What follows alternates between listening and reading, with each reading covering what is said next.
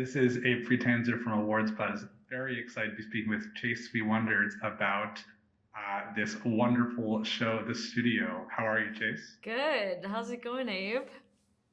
Good. I had a lot of fun watching the show, and I know it's obviously meant to be heightened and satire, but does anything in it reflect your own experiences in the industry?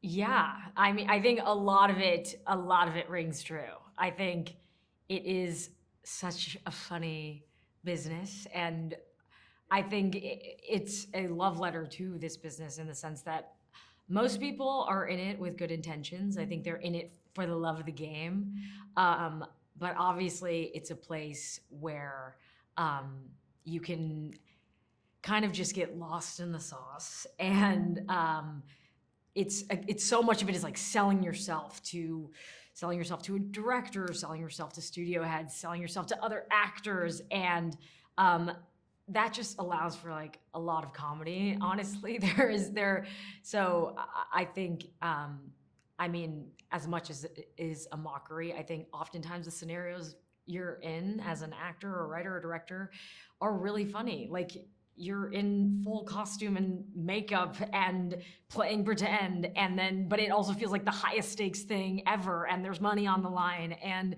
there's jobs on the line. So I think Seth and Evan were right to make a mockery of it all. I think Quinn also goes through an interesting journey just because she's somebody who understands where she is, in the pecking order, but also knows how easily that could change, especially as someone like Matt goes from being like a middleman to the guy in charge. Yeah, absolutely. Absolutely. I think Quinn is acutely aware that she is looking out for herself and her own place in things because nothing is certain and you can't take any of it for granted. And I think that's kind of where her Machiavellian sort of nature comes into play because no one is going to look out for her as much as she's looking out for herself, and she's willing to sabotage and completely backstab people that she has formed alliances with in order to get there. Do you think that kind of initiative ends up being rewarded in real life, or it's more likely to make you, enemies forever who can keep you out of the industry? Seth and Evan and I talked about this a lot at the outset because we were kind of just like trading stories about being young and being in this industry. And like, I mean, I've certainly felt that like as like just coming into it as a woman, like you do, it's like you have to kind of, it's like you have to kind of weigh the cost benefit analysis of like, okay, I'm young and I'm hungry, and if I do something that's really risky, like, will people see this as like, oh, she's young and gritty and she really wants this? But I have definitely, like, when I was starting out early in my career and I was writing as well, so this is before I did anything, I definitely like sent some scripts and like some spec scripts to people's publicists, like getting an email from like IMDb, and then I would get like some email from my manager being like, it's so embarrassing that you just did that, and that's really tone deaf of you to have sent a 120-page script to X, Y, and Z's publicist, and you will probably never work with them again. Like, so I definitely did my fair share of risky things that in the moment I was like, maybe some people will think this is cool or like Wild West or like gunslingy that I've done this crazy thing. Um, and yeah, I can relate to Quinn's mentality. But you get to share a lot of your scenes with Seth, and I think like Jason Segel in Shrinking, it's somebody who like the role they have here is sort of like a little bit schlubby and like they're not always liked by everybody, but the person is actually like in charge behind the scenes. What is it like working with Seth in multiple capacities like that? It's incredible. I mean, it's incredible. I mean, it mimics the show. It's so meta because, I mean, Seth is my scene partner, and Seth is now my friend, and Seth is a great director. And um, in the show, Quinn like idolizes Matt down to like how she dresses. She is like worshiping him. And even though I don't think she really sees the flaws in Matt's whole demeanor. I think she recognizes how much he loves movies, and that is something that she respects. She's kind of a film snob. Um, but it was very meta. It was very meta, kind of like in the show, Seth is my boss. In real life, Seth is my boss. And Chase, have learned a lot from Seth about life and career. So it was easy. It was easy. You also get to share some scenes with Catherine Hahn, and while her character is pretty cruel to a lot of people, I feel like Quinn takes the least of the brunt of it just because she hasn't proven herself incompetent. Is that a good way of putting it? Yeah, I mean, Catherine Hahn's character is so. I think she is really like trying to get her finger on the pulse of Gen Z, and I think to her Quinn is like, well, she's like the youngest one in the room, so there must be like something I can learn from her. But I think, I mean, it's a very fun dynamic to explore, and I hope we get to explore more in season 2. What a talent! What a unique talent Catherine Hahn is. I also really like the relationship between Quinn and Sal with like Barinholtz. I'm thinking specifically of a burrito-related episode, and just the way that they're both so ambitious. They're trying to play nice to each other outwardly, but they're really scheming a lot more.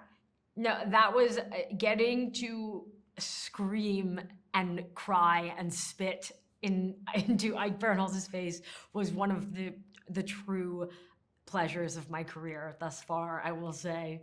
It was very fun to play that dynamic.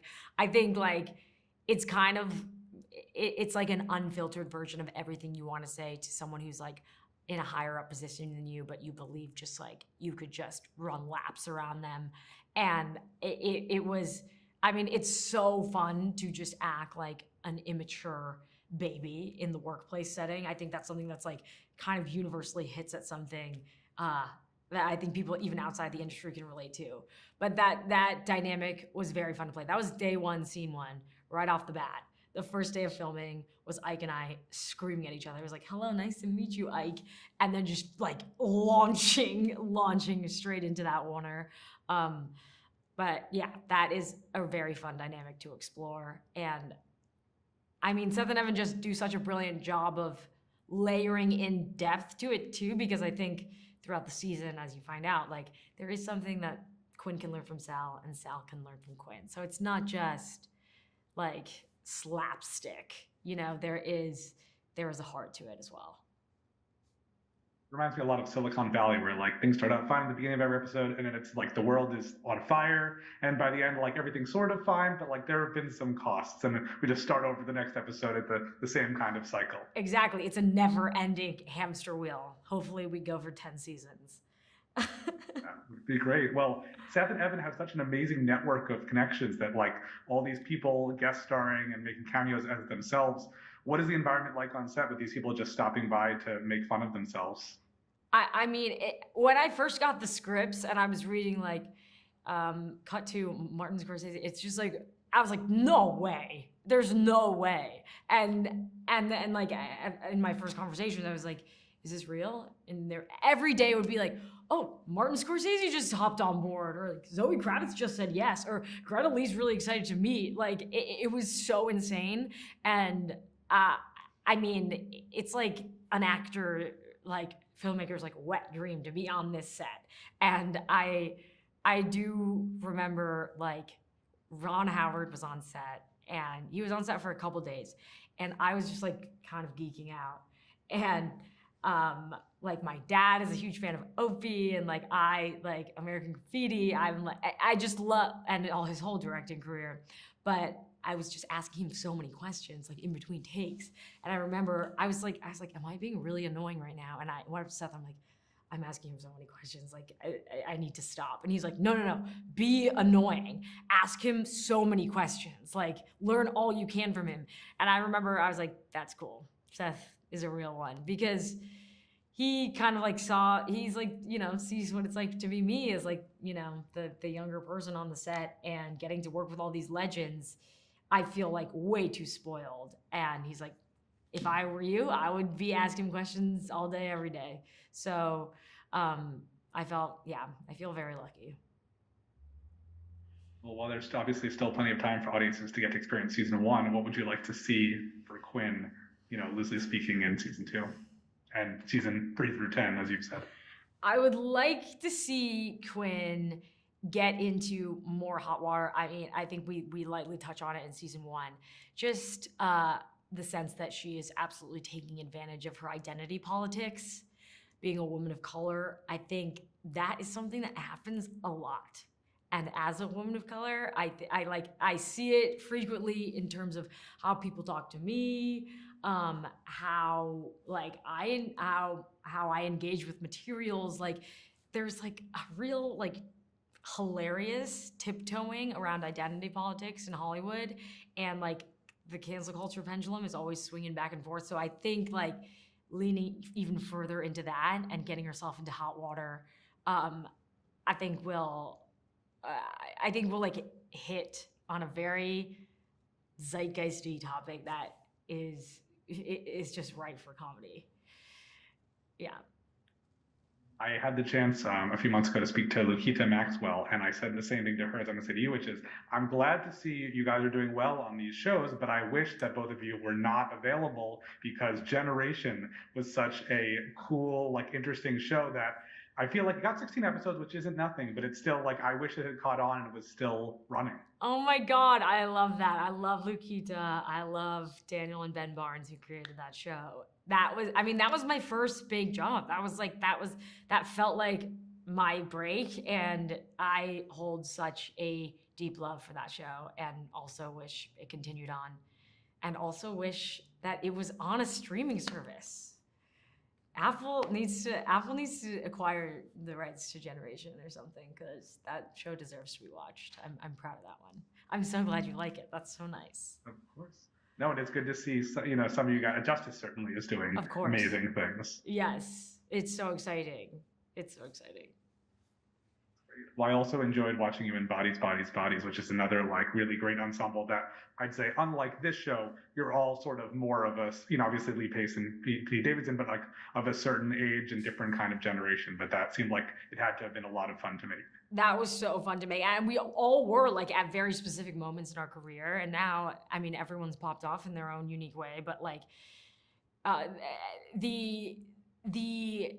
it was not unlike filming this show, because it was very play-like in terms of how we did those scenes, and how it was like very unchained camera that could pan to anyone at any given time. And Helena Rain is obviously a legend and is a very talented actor herself, much like Seth. Like that, having that actor director kind of experience and like team, it feels like a real teammate when you're acting, is a huge asset to actors, because Helena would do line reads and like embody the character, and then you'd be totally in it. And I mean I love her to death, and I'm obsessed with Baby Girl, and her point of view is like so insane, and I can't wait to see what she does next. She's a real one. Great. Well, before I let you go, can you tell me what you're watching on TV these days? What you think is really top notch besides the studio? I'm watching Running Point, created by Mindy Kaling and Ike Barinholtz and Dave Stassen.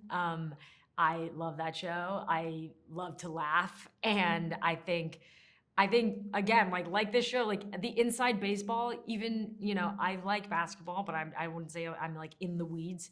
And it's just fun to laugh, and it's fun when you can tell that the people making the show don't take themselves that seriously, can make fun of themselves, can be self-referential, and I think we need more stuff like that. But Running Point's good. I'm watching White Lotus, obviously, like the rest of the world, and it's amazing. It does not disappoint.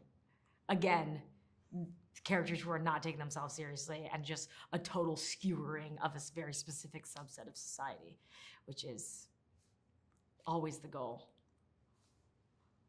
Well, thank you so much. It was such a pleasure to speak with you today. Thank you so much, Abe. Thanks for all your great questions. I really appreciate it.